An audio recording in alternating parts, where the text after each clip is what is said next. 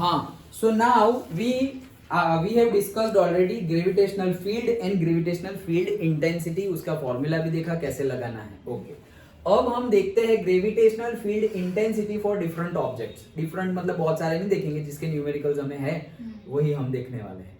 तो हमने देख लिया है, एक तो हम देखने वाले हैं एक सॉलिड स्फीयर और दूसरा होलो स्फीयर. इसके लिए क्या, इसके लिए ग्रेविटेशनल फील्ड इंटेंसिटी की वैल्यू हम देखते हैं मतलब हमें कोई डेरिवेशन करना नहीं है, डायरेक्टली फॉर्मूला याद रखना है और वैल्यू पुट करनी है. डेरिवेशन, फॉर्मूला का डेरिवेशन हमारे सिलेबस में नहीं है. सो हमें डायरेक्टली फॉर्मूला याद रखना है और वो याद रखना भी इजी है, और डायरेक्टली फिर हमें फॉर्मूला में वैल्यू पुट करनी है, तो आंसर आ गया. डन. तो देखते हैं हम सबसे पहले से सॉलिड स्फीयर के लिए ग्रेविटेशनल फील्ड इंटेंसिटी क्या होगी. तो मान लो कि सपोज सॉलिड स्फीयर के लिए ग्रेविटेशनल फील्ड इंटेंसिटी, तो सॉलिड स्फीयर अगर है, ये हमारा अर्थ है मान लो. ओके, तो अर्थ के लिए gravitational field intensity at the surface निकालते हैं. ये अर्थ की रेडियस है कैपिटल आर. ओके, तो अर्थ की सरफेस पर ग्रेविटेशनल फील्ड इंटेंसिटी अगर यूनिट मास होगा तो हमें पता है Gm1 m2 upon r square, और m2 क्या लेंगे हम 1 kg. ओके, तो ये कैपिटल M क्या हो जाएगा, मास ऑफ द अर्थ. तो इंटेंसिटी का फॉर्मूला क्या हो गया, Gm बाई आर स्क्वायर, जो अभी हमने लर्न किया वही हो गया. Gm by R square intensity का फॉर्मूला हो गया. अच्छा, लेकिन अगर कोई ऑब्जेक्ट अर्थ की सरफेस पर नहीं है, उससे दूर है, जैसे कि मून यहाँ पर है मान लो. ओके, तो उसके ऊपर कितनी ग्रेविटेशनल फील्ड इंटेंसिटी लगेगी, तो वो फॉर्मूला है हमारा Gm divided by are square. ये भी Gm बाय आर स्क्वायर, ये भी Gm बाय आर स्क्वायर, लेकिन ये r अर्थ की रेडियस थी और ये r अर्थ और मून, मतलब यहां से centre of the earth to the moon के बीच का डिस्टेंस है. अंडरस्टूड. तो अगर तुम इसकी ग्रेविटेशन, जो ऑब्जेक्ट के लिए ग्रेविटेशनल फील्ड इंटेंसिटी निकालने वाले हो, वो उसका डिस्टेंस लेना है. डन. तो यहां पर देखो, उसका मास तुम्हें पता ना हो तो भी चलेगा, जैसे अभी हमने निकाला था F0 by m, F net divided by m naught, unknown mass. अभी मुझे मून का मास पता नहीं है, तो पता करने की जरूरत भी नहीं है. Gm by are square, G निकालो, मास ऑफ द अर्थ, और मून का अर्थ से डिस्टेंस, तो मास ऑफ द मून तो आया ही नहीं यहाँ पर. तो तुम पता ना हो, तुम्हें पता तो भी इंटेंसिटी तो हम निकाल सकते हैं. डन. पक्का. ओके, सो ये हो गया Gm बाय आर स्क्वायर. और अगर अंदर हो तो ये है ऑन द सरफेस, ये वेयर से r distance is greater than that of the radius के लिए ये वाला, at r is equals to r के लिए ये वाला. और अगर हमारा जो ऑब्जेक्ट है वो उसका डिस्टेंस कम है, ओके, उसकी रेडियस मतलब जो अर्थ की रेडियस है उससे भी डिस्टेंस कम है, अंदर अर्थ के अंदर घुस गया है, ऐसा समझो ना, अंडरग्राउंड. ओके, उसके ऊपर ग्रेविटेशनल फील्ड इंटेंसिटी कितनी लगेगी, तो ये है r हमारा, तो उसके ऊपर ग्रेविटेशनल फील्ड इंटेंसिटी का फॉर्मूला है हमारा Gm बाय आर स्क्वायर. वो तो है ही, in addition to that small r divided by r. Gm by are square, ये जो था ना Gm by are square surface वाला, वो तो है ही Gm बाय आर स्क्वायर, लेकिन ये तो where r is less than r. ये कौन सा केस है, when r is less than capital R. ये जो डिस्टेंस है ऑब्जेक्ट का डिस्टेंस, वो अर्थ की रेडियस से कम है, तो तुम्हारा Gm divided by are square तो है ही, इंटू r बाय r, तो वो हो गया r अपॉन r क्यूब. ये तो याद रखने के लिए, तुम डायरेक्टली याद रख लोगे तो भी चलेगा, लेकिन कैसे याद रखोगे अगर भूल गए तो r बाय r कर देना है. डन. तो ये हो गया Gm r upon r cube. Simple. Formula में वैल्यू पुट करो, तुम्हें बता ही दिया जाएगा कि भाई कोई स्फीयर है तो स्फीयर की रेडियस इतनी है और तुम्हें इतने डिस्टेंस पर ग्रेविटेशनल फील्ड इंटेंसिटी निकालनी है, तो तुम चेक कर लो कि वो जो डिस्टेंस गिवन है वो स्फीयर की रेडियस जितना ही है, तो Gm by are square, simple formula capital R square, जो स्फीयर की रेडियस होगी वो. अगर वो जो डिस्टेंस है वो स्फीयर की रेडियस से ज्यादा है, ओके, तो जो ज्यादा डिस्टेंस है ना वो नीचे लिखना है Gm बाय आर स्क्वायर. और अगर वो डिस्टेंस स्फीयर की रेडियस से कम है तो स्फीयर की रेडियस वाला फॉर्मूला तो लिखना ही है, सरफेस वाला, Gm divided by are square into वो डिस्टेंस जो कम डिस्टेंस है वो small r divided by sphere की रेडियस कैपिटल R. ये रहा, तो ये आ जाएगा Gm r upon r cube. Simple. Formula में वैल्यू पुट करो, आंसर आ जाएगा. कोई भी स्फीयर दे दिया, ये तो मैंने अर्थ के लिए बोला तो अर्थ के लिए भी याद रख सकते हो, ऑन दी सरफेस जीएम, और इसमें तुम्हारा जो दूसरा ऑब्जेक्ट रख रहे हो जिसके ऊपर तुम्हें ग्रेविटेशनल फील्ड इंटेंसिटी निकालनी है, उसका मास तुम्हें ना पता हो तो चलेगा, उसका मास तो आ ही नहीं रहा है ना। देखो सपोज यहाँ पे तुम मून की बात कर रहे हो, तो कहाँ है ये मून का मास, वो तो है ही नहीं, क्योंकि ये मिलता कैसे है, याद करो अभी किया हमने, F डिवाइडेड बाई m0 से मिलता है ये, तो वो तो तुमने m0 कर दिया है, ग्रेविटेशनल फोर्स को डिवाइड बाई m0, मतलब वो तो चला गया है, तो यहाँ पर तो सिर्फ किसका मास है, अर्थ का मास है, जिसकी वजह से ग्रेविटेशनल फील्ड है। अगर मेरी वजह से ग्रेविटेशनल फील्ड है तो मेरा मास नोन होना चाहिए, फिर तुम लोगों का मास, तुम लोग अगर मेरी तरफ अट्रैक्ट हो रहे हो लेकिन तुम लोगों का मास नहीं पता मुझे, तो चलेगा, मुझे मेरा मास पता होना चाहिए। डन। अगर तुम लोगों की ग्रेविटेशनल फील्ड इंटेंसिटी मेजर करनी है तो तुम लोगों का मास पता होना चाहिए, मेरा मास पता नहीं होगा तो चलेगा। जिसकी ग्रेविटेशनल फील्ड की हम इंटेंसिटी की हम बात कर रहे हैं उसका मास नोन होना चाहिए, लेकिन उसके अंदर तुम दूसरे कोई भी ऑब्जेक्ट रख लो, वो सारे ऑब्जेक्ट का मास नहीं पता होगा तो भी हम ग्रेविटेशनल फील्ड इंटेंसिटी ढूंढ सकते हैं। डन, पक्का, ओके। तो ये हमने निकाल लिया सिंपली 3 फॉर्मूलाज, तीनों फॉर्मूले याद रह गए। ऑन दी सरफेस के लिए जो हमने डिराइव किया वही फॉर्मूला है, GM by capital R square. लेकिन स्फीयर की रेडियस से ज्यादा डिस्टेंस होगा तो फिर जीएम बाई जो डिस्टेंस होगा उसका स्क्वायर। अभी तो रेडियस पर ही था, radius of the earth capital R, तो कैपिटल आर का स्क्वायर, लेकिन वो कैपिटल आर से भी ज्यादा डिस्टेंस पे हुआ तो वो जो डिस्टेंस होगा उसका स्क्वायर, और अगर उससे कम हुआ तो जो सरफेस पर है GM by capital R square वो तो रहेगा ही, इनटू में आ जाएगा वो छोटा डिस्टेंस जो है आर से छोटा वो, तो small R into capital R, मतलब GM small R divided by are cube. Done, where small R is the distance between the two and capital R is the radius of the bigger object, bigger sphere, solid sphere, जिसकी वजह से हम गिन रहे हैं। Done, okay. अच्छा, अब ये भी अगर एग्जाम में पूछ ले तो की बात है, अदरवाइज नहीं, लेकिन अगर पूछ ले कि ग्राफ पे ड्रॉ करके बताओ कि स्फीयर के अंदर, स्फीयर के ऊपर और स्फीयर से दूर जाए तो ग्रेविटेशनल फील्ड इंटेंसिटी कैसे वेरी करती है, तो देखो वेरी इजी, ये हम जा रहे हैं। देखो कि अगर तुम से देखो यहां पर क्या है, अंदर क्या है, अंदर तो अंदर है हमारा GMR divided by are cube, यही है अंदर वाला फॉर्मूला। अब तुम क्या करोगे, यहां अंदर मतलब सपोज यहां पर हो, ओके, सेंटर पर, अब तुम धीरे धीरे धीरे धीरे आगे बढ़ रहे हो, आगे बढ़ रहे हो मतलब क्या, ये आर तो कांस्टेंट है भाई, स्फीयर की रेडियस कांस्टेंट है, जी भी कांस्टेंट है, स्फीयर का मास भी कांस्टेंट है, चेंज क्या हो रहा है, सिर्फ ये आर ही चेंज हो रहा है ना। अगर सेंटर से तुम ऐसे बढ़ते गए तो तुम्हारा आर बढ़ता जाएगा, अगर आर बढ़ता गया तो आई भी बढ़ता जाएगा, डायरेक्टली प्रोपोर्शनल है। समझो अच्छे से, तो ये रट्टा नहीं मारना है, इजीली पता चल जाएगा। क्या यहाँ पर ये कांस्टेंट है, ये भी कांस्टेंट है और ये भी कांस्टेंट, ये तीन वैल्यू तो कांस्टेंट है, ये छोटा सा आर जो है डिस्टेंस वो कांस्टेंट नहीं है, वो तुम जहां रखोगे उसके ऊपर डिपेंड है, कभी यहाँ रखा तो वो, कभी यहाँ रखा तो वो।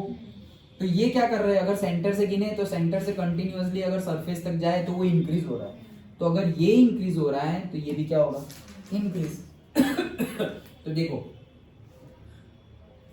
सपोज ये हमारा है आर, ये जो आर है ना ये रहा स्मॉल आर, ओके, और ये है हमारा, ये ग्राफ किसका है, gravitational field intensity I versus distance, ये डिस्टेंस है, डिस्टेंस का ग्राफ है। अच्छा, तो अगर डिस्टेंस बढ़ रहा है तो ग्रेविटेशनल फील्ड इंटेंसिटी भी बढ़ रही है, बढ़ रही है।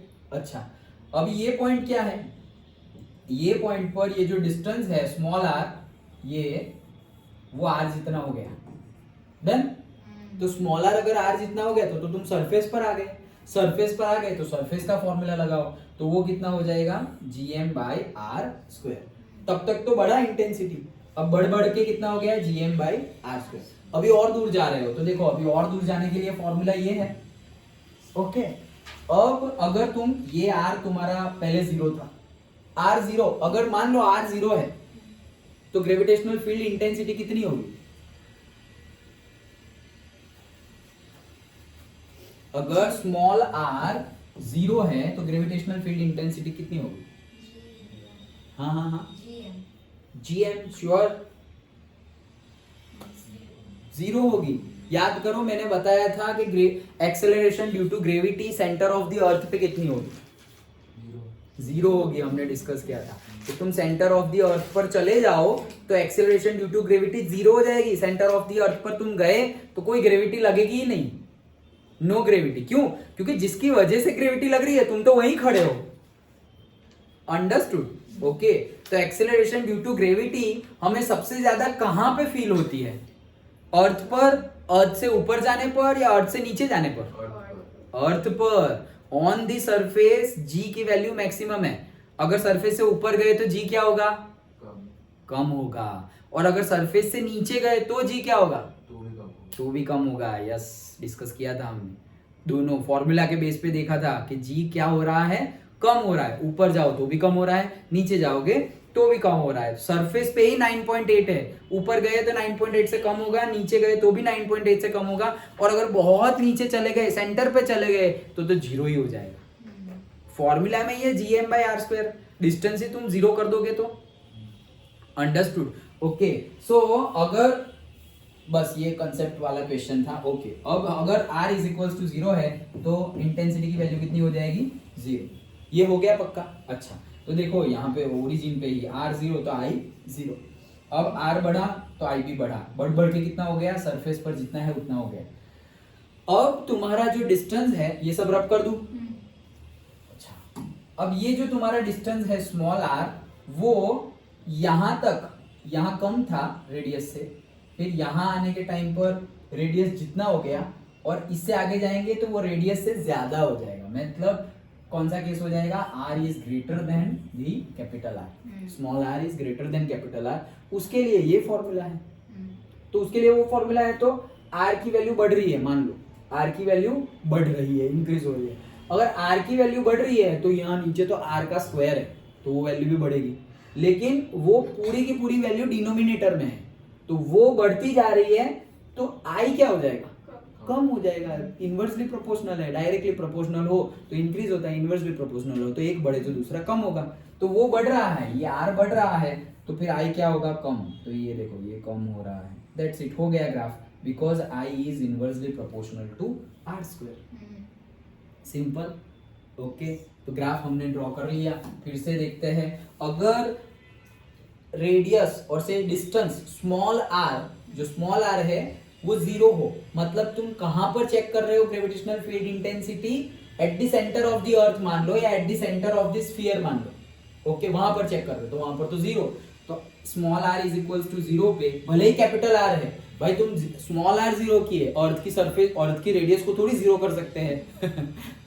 समझ में आ रहा है? अर्थ की रेडियस को जीरो नहीं कर रहे हैं हम स्मॉल r को जीरो कर रहे हैं। मतलब distance of the object from the centre of the earth, उसको जीरो कर रहा है, क्योंकि हम ही चले ऑब्जेक्ट को ही सेंटर पे रख दिया, तो फिर डिस्टेंस तो जीरो हो जाएगा।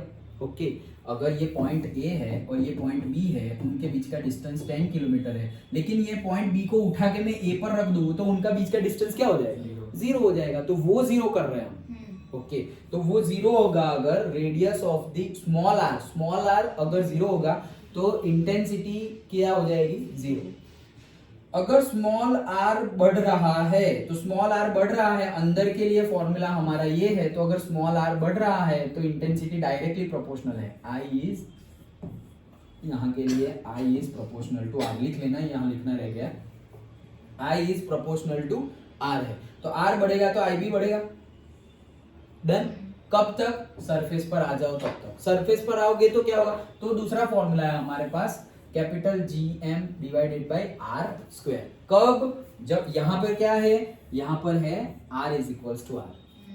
अब अगर तुम यहाँ पर देखो, बाहर जा रहे हो, मतलब ये कौन सा केस है? Small r is greater than capital R। तो उस केस में क्या होगा? जैसे जैसे ये r बढ़ता जाएगा वैसे वैसे इंटेंसिटी कम होती जाएगी, बिकॉज इनवर्सली प्रोपोर्शनल है, तो कम होती गई और एकदम कम हो गई। That's it.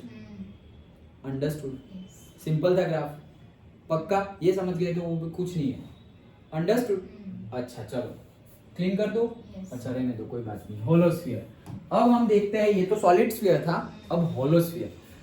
तो देखो होलो स्फीयर के केस में भी अगर सरफेस पर, पहले तो सरफेस ही याद रख लो, सरफेस पर जो होता है वही होता है, GM divided by capital R square. यहां पर भी था GM divided by capital R square. Done, where capital R is the radius of the sphere, whether solid whether hollow. Okay चलो, now if you go R, small r is greater than capital R, तो जो यहां था वही है, देखो GM by R square, GM by R square. Done. तो अगर ऑब्जेक्ट तुम्हारा बाहर चला गया, मतलब स्फीयर की रेडियस से ज्यादा हो गया, तो भी GM बाई वो जो डिस्टेंस है उसका स्क्वायर। डन। लेकिन अंदर अगर गए, अंदर, तो इंटेंसिटी 0 हो जाएगी। क्यों? क्योंकि अंदर कोई मास ही नहीं है। ये तो सॉलिड स्फीयर था, ये तो होलो स्फीयर है। होलो स्फीयर मतलब अंदर कोई मटेरियल है ही नहीं। अंदर अगर कोई मटेरियल ही नहीं है, तो मटेरियल की वजह से तो ग्रेविटेशनल फील्ड इंटेंसिटी है, लेकिन मटेरियल ही नहीं है, तो मटेरियल ही नहीं है तो अंदर नहीं होगा। बाहर किसकी वजह से आया? अरे सरफेस तो है ना, सरफेस पर तो मटेरियल है। ये तो जो मुझे क्वेश्चन हो रहे हैं उसी का क्वेश्चन पूछ के मैं आंसर दे रहा हूँ। ओके, ये मटेरियल तो है, मतलब ये तो मास है, सरफेस पर तो मास है ना। अगर ऐसा समझो अर्थ है, ये अर्थ के अंदर कुछ भी नहीं भरा हुआ, इट्स लाइक अ बॉल, तो उसकी gravitational acceleration due to gravity और ग्रेविटेशनल फोर्स उतना नहीं होगा जितना अभी हमें लग रहा है। क्यों? उसका मास कम हो गया। ओके, मून को भी शायद अट्रैक्ट ना करे, क्योंकि सारा का सारा अंदर जो मास भरा हुआ था वो तो खोखला हो गया, खाली हो गया। ओके, तो वो अट्रैक्ट नहीं कर पाएगा। मे बी मून अर्थ को अट्रैक्ट कर ले, तो मून का मास बढ़ गया। समझ में आ रहा है?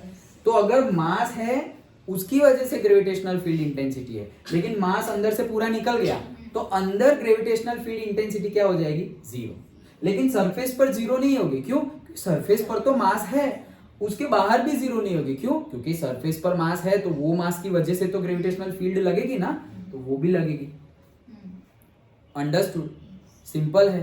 तो यहां पर तो 3 फॉर्मूले एकदम सिंपल हो गए। क्या? सरफेस के लिए जो लग रहा है वही GM by capital R square. अच्छा, अगर सरफेस से दूर गए, where small r is greater than capital R, तो क्या हो जाएगा? GM by small r square. That's it.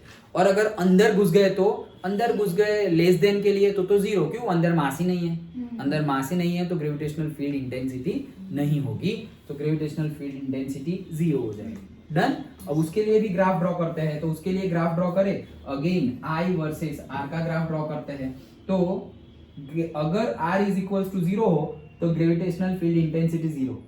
Okay ठीक है, लेकिन अगर मैं R बढ़ाऊं तो भी ग्रेविटेशनल फील्ड इंटेंसिटी तो क्या रहेगी? 0। क्यों? क्योंकि यहाँ पर तो मास ही नहीं है, तो ये तो खोखला, यहाँ पर कोई टाइप की ऐसी लाइन, ऐसी लाइन, ऐसी लाइन, ऐसी लाइन कुछ करना नहीं है। ओके, तो ग्राफ एक्चुअली स्टार्ट ही यहाँ से हो रहा है। तो ग्राफ स्टार्ट हो रहा है यहाँ से कि अगर तुम्हारी रेडियस और अगर तुम्हारा जो डिस्टेंस है वो रेडियस ऑफ द स्फीयर जितना है, तो ग्रेविटेशनल फील्ड इंटेंसिटी हो जाएगी at R is equal to R GM by capital R square. तो यहां से तो स्टार्ट करना है। अब अगर तुम बढ़े, तो यहां पर तो इनवर्सली प्रोपोर्शनल है, इनवर्सली प्रोपोर्शनल, तो बढ़े तो क्या होगा? इंटेंसिटी कम होगी। तो जैसे अभी कम की थी वैसे ही कम कर दो, दैट्स इट। तो यहां जैसे कम की थी वैसे ही कम कर दो, लेकिन यहां पर बढ़ रही थी। क्यों? क्योंकि मास भी बढ़ रहा था ना, लेकिन यहाँ पर तो मास बढ़ ही नहीं रहा, तो यहाँ पर हमें कोई भी लाइन ड्रॉ करनी नहीं है। डन। वो सब जगह खाली है, मतलब 0 ही है। अंडरस्टूड? पक्का? तो ये ग्राफ भी पूछा जाए तो भी तुम्हें आना चाहिए, और फॉर्मूला का यूज करके न्यूमेरिकल तो आ ही जाएंगे। डन। तो हमने यहाँ पर कोई डेरिवेशन कुछ नहीं है। हाँ, ग्राफ पूछ सकते हैं, पूछना हो तो। ओके, सो क्या सॉलिड स्फीयर के लिए on the surface GM upon capital R square, solid sphere के लिए आउट ऑफ द सरफेस मतलब small r is greater than capital R के लिए GM upon small r square. Solid sphere के लिए ही if small r is less than capital R, then GM divided by capital R square into small r by capital R, that means GM small r divided by capital R का cube. 3 हो गए। तीनों का graph, तो पहले R बढ़ रहा है, स्मॉल r बढ़ रहा है, तो उसके हिसाब से इंटेंसिटी भी बढ़ रही है, डायरेक्टली प्रोपोर्शनल। फिर at the surface GM by capital R square, और फिर जैसे जैसे दूर जाओगे तो GM divided by small r square, मतलब डिस्टेंस के इनवर्सली प्रोपोर्शनल, मतलब वापस कम हो गया। अब यहाँ आ गए होलोस्फीयर के लिए। होलोस्फीयर के लिए सरफेस पर जो वहां है वही GM divided by capital R का स्क्वायर। ओके, अच्छा, if small r is greater than capital R then तो GM divided by small r का square, and if R is less than capital R any point, कोई भी point पर if R is less than capital R then intensity is 0। क्यों? क्योंकि अंदर मास ही नहीं है, होलोस्फीयर है ये तो। अच्छा, अब उसके लिए ग्राफ, तो उसके लिए ग्राफ भी वैसे ही, अभी r इज इक्वल्स टू 0 से लेकर के r is equal small r is equals to capital R हो तब तक तो कोई लाइन आएगी ही नहीं। क्यों? क्योंकि अंदर तो मास ही नहीं है, तो इंटेंसिटी 0 है। इंटेंसिटी 0 है तो कुछ ड्रॉ ही नहीं करना। हाँ, एट दी सरफेस से स्टार्ट करना है, तो एट दी सरफेस पर GM divided by capital R square, तो वो एक पॉइंट हो गया, तो पॉइंट ही हो गया ना सरफेस पे। तो लेकिन अब जैसे जैसे तुम दूर जा रहे हो तो GM divided by small r square, तो दूर जाओगे तो वो कम होगी, तो ऐसे धीरे धीरे धीरे कम हो गया ग्राफ। दैट्स इट, वही हमने देखा है। अंडरस्टूड? पक्का समझ में आ गया? श्योर? ओके।